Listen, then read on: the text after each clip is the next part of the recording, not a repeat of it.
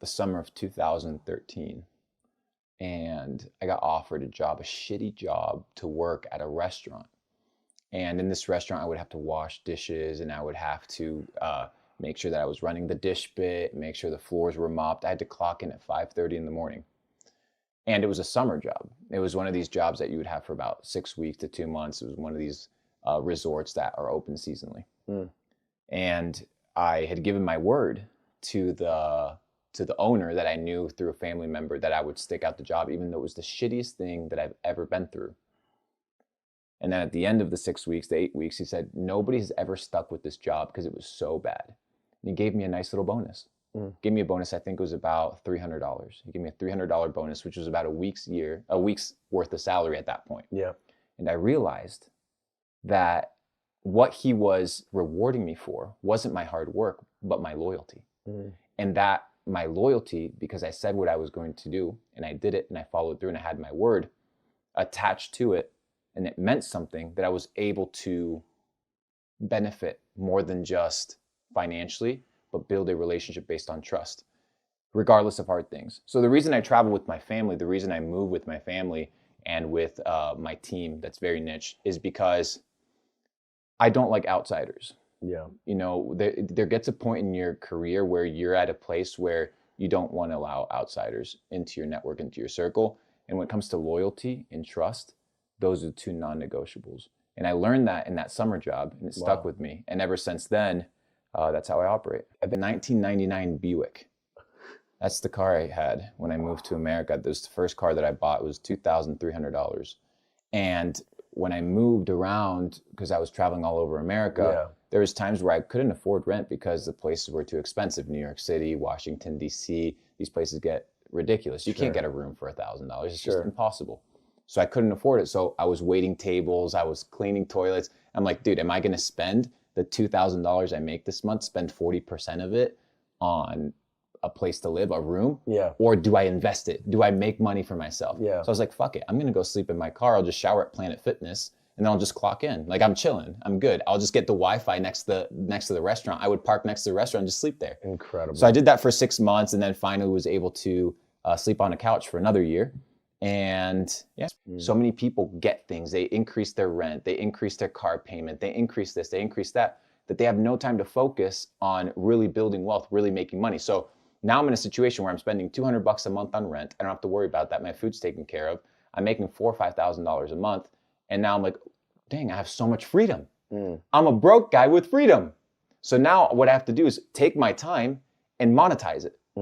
Because I realized, dude, most people in America make $1 million in their career. They have $1 million salary in their career in their lifetime. The problem is they don't understand how to reduce the time in order to get that money. So I was like, now that I have a ton of time, because I don't have all these things that I need to worry about, mortgage, rent, blah, blah, blah, all this nonsense, I can focus on leveling up. You have two types of parental groups. I would categorize them into two. One is parents that are just absolute shit. You want to get away from them as soon as possible. They just bred you, but that doesn't mean that they're your parents. And then you have the people who actually care about you and they want to nurture you and see you grow.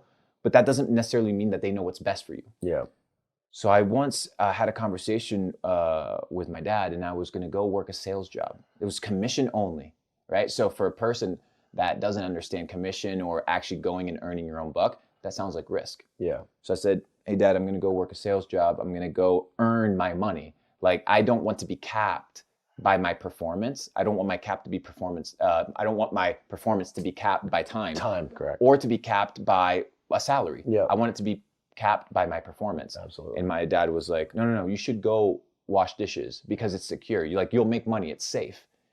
And it's that type of bot mentality and bot behavior that he's not even aware of. He's just saying it because it's what he's been taught is the way to move forward. It's, just get a stable job, just get an easy job. Don't go too flashy, don't go too crazy, don't go too risky.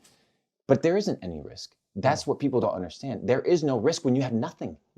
When you're a peasant-ass brokey, you have no risk, nothing. The risk is living the life that you currently are living.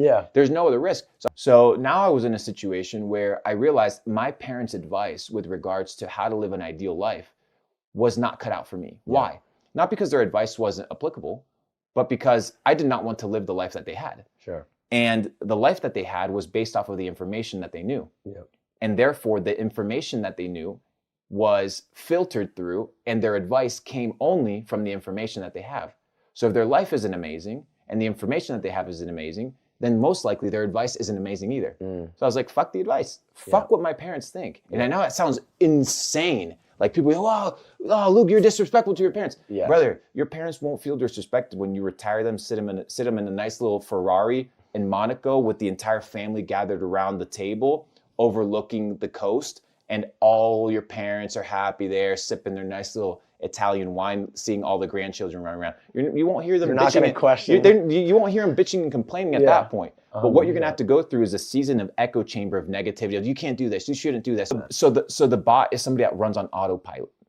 It's somebody that runs on a script. Okay. A script that's been programmed. So a lot of people, they run on autopilot. They wake up, they clock in. They work, they eat lunch. They scroll, they clock in again. They go to work, they watch Netflix, they go to bed. Yep. That's the cycle. That's the autopilot cycle that they live in. Sure. A glitch is somebody that breaks out of that cycle and that forges their own system, right? So they no longer live by the rules of the system, but they're an anomaly. They're a glitch. They operate within it, but they're not bound to the rules of it. Sure. And when you operate in this way, you begin to realize that the bot advice is not going to cut it for a successful life. That's why people validate and love the US dollar. They validate and they love fiat currency. And they validate and love the current economic foundation that we live in, because it's all scripts. They don't even understand what money is.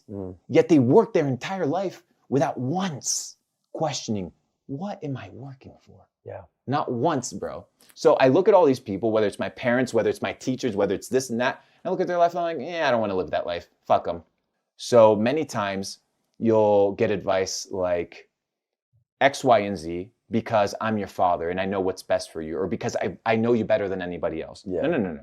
God knows me better than anybody else, and I know myself better than anybody else. So why would I be listening to your advice if I can even listen to my own?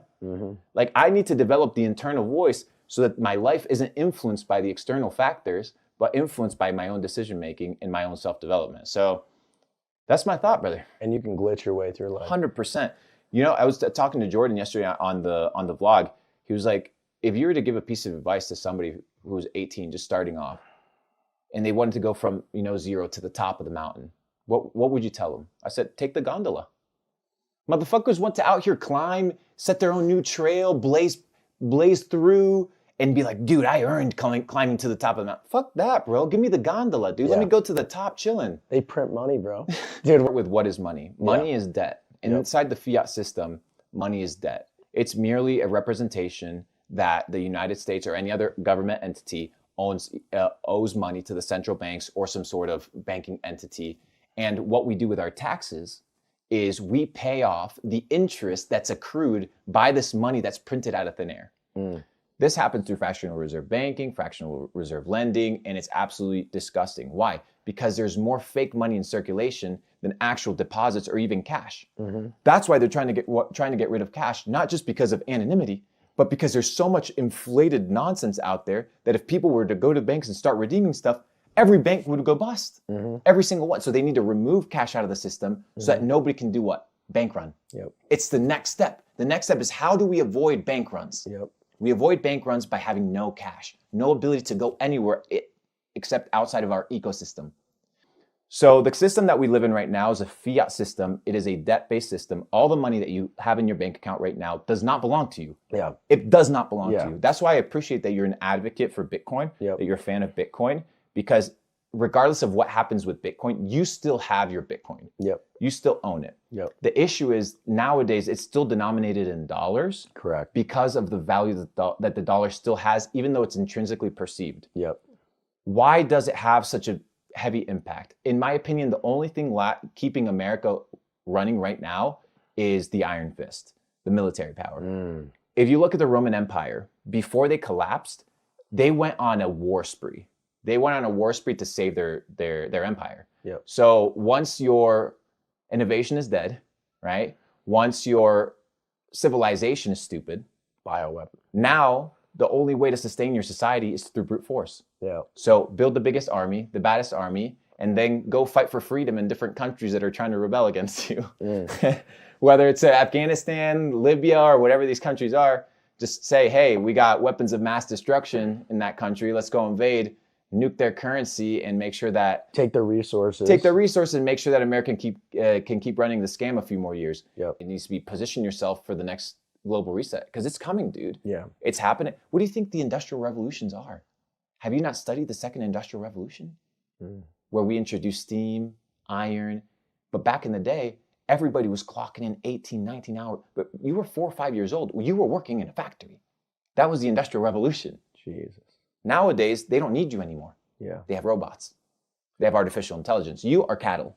You are expendable energy. That's how they view you. If you don't think that the highest people in society view you this way, then you haven't met them yet. Because that's exactly how they view you. You are expendable cattle. You are energy. You are here for us to live better. That is the entire premise of this.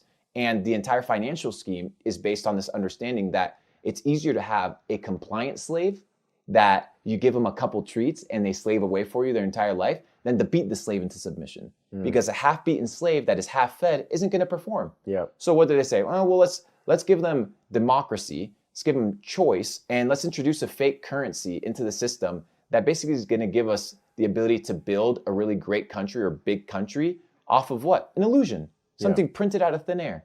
And people will slave their entire lives away over things that were clicked on and printed. So they realized we no longer have to force people into slavery. We can just deceive them into slavery. And Sun Tzu said it best. He said, the art of war is the art of deception. It's not the art of fighting. It's not the art of going head to head against your enemy. It's the art of deception. And most people don't realize that they've been lied to. Mark Twain said it best. It said, it's easier to fool somebody than to convince them that they've been fooled.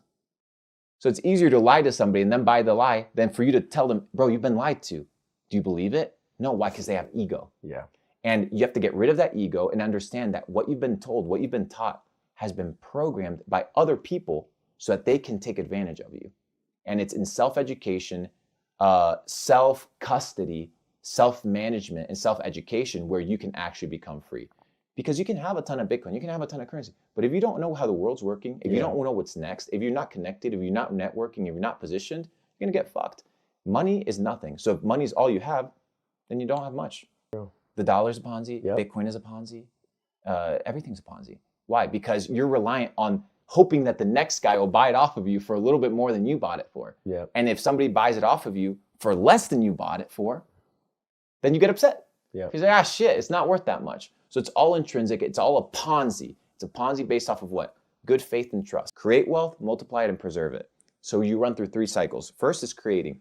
It's very hard to create money or create wealth inside of the markets because most people lose.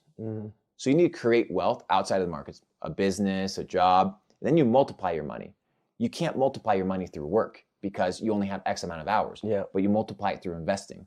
So create money, whatever money you're willing to lose, invest it to multiply it, and then what? Understand where cycles start and finish, and then you go into preservation. You sell, and you stay on cash. Today I was reviewing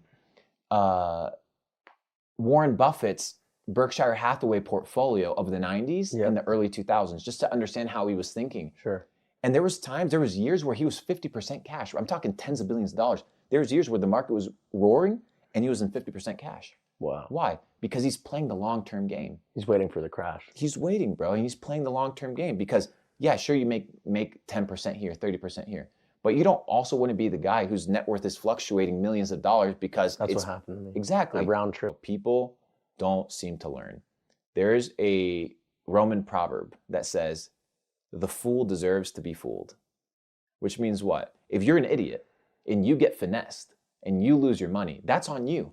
Because you were a fool. You deserve to be fooled. So what is your job? To become educated, intelligent, and independent. So when the gimmick comes, you can identify it and you can capitalize on it. Not, oh, this guy's a scammer. This guy's nobody put a gun to your head to buy that. Nobody did. You just fell for it because you are a fool. So it's a fool's market and there's money to be made. So it's time to wise up.